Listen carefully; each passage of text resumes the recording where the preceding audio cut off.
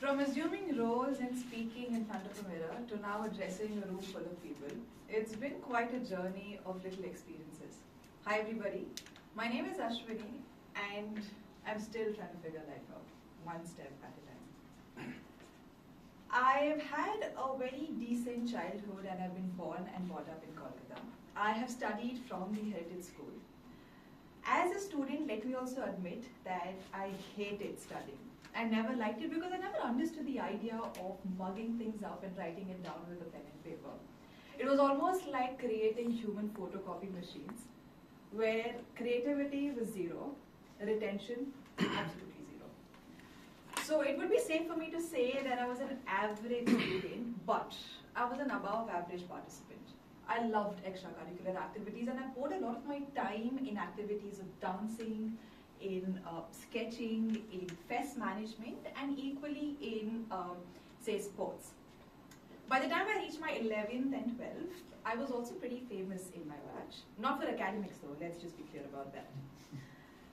And 12th ended, all I was hoping was to get a minimum of 80% and above. And that's what I exactly did, 81%. I was happy and satisfied. At least I saved my respect and my parents' reputation as well. After 12th, I wanted some exposure. I wanted to learn life experiences. So I decided to pursue my graduation from Bangalore, and Jain University is what I chose. The reason I chose that was because it is a B school that equally weighed academics and extracurricular, somewhere where you would not get judged by being, by getting extracurricular activities in your performances and also learning academics at the same time. So, Jain University announced their selection days in Kolkata and I started burning the midnight oil. I was preparing full-fledged day and night for the selection rounds. We call it the mock interview, the group discussion rounds, the interview, the entrance test, everything through the fullest.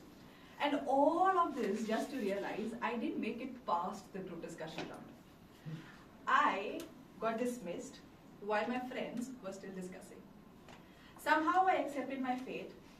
I compromised and I thought, okay, so life will be in Kolkata. Same street, same food, same people, same challenges. And honestly, I did not have an option. So then I started applying for colleges in Kolkata and I realized I got into one, thankfully. It was not too late. And right before I was about to pay my first semester fees is when a friend called out of nowhere and had a major plot twist. Ashvini, Jain University is hosting one last round of selection, but this time it would be in Bangalore. And guess what? I was in Bangalore the very next day. I appeared in their campus for my entrance test. I gave my entrance test and I stood in the queue for the interview. The interview room happened. I was sitting right next to the interviewer, rather the opposite of the interviewer, and I was asked one very simple question. Why should we choose you? I had all the pressure in my world, knowing this is a make or a break time. And with all the confidence I said, because I can give a lot to the college. The interviewer had a blank expression on the face, thinking I spoke openly about donation. That's when I figured out, and I had to jump in quickly, answering that I'm not speaking about cash, rather I'm talking more about winning awards and uplifting the name of the institution. And that's what I exactly did. I got my admissions in Jain University, and soon I made a mark in the top festing teams, bringing in a lot of awards, winning fest, and challenging people. Bangalore was finally Bangaloring for me. I had a ball of a time there. Not just I made good friends, I enjoyed their food, and also I started holding mics without trembling. It was growth on personal and professional front both.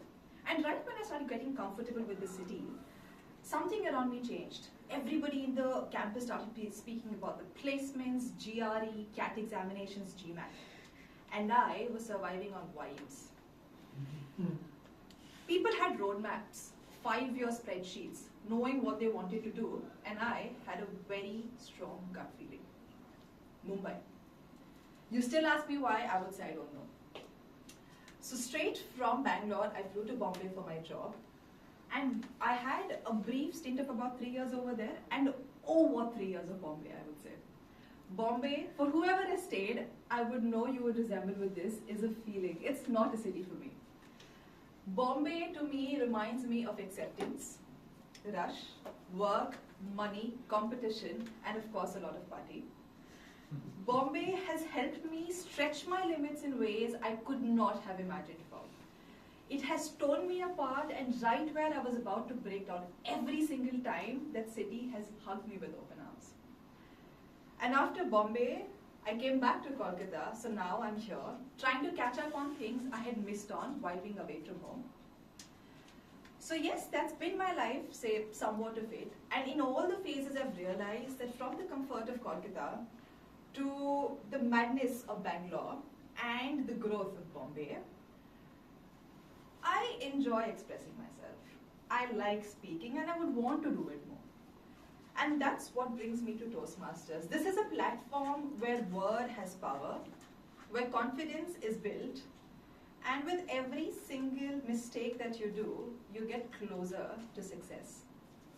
So yes, ladies and gentlemen, I intend with my icebreaker not just to break this ice, but to also be a confident speaker. But much more, what I would want to do is inspire somebody to pick up a mic too. Thank you so much, ladies and gentlemen. That was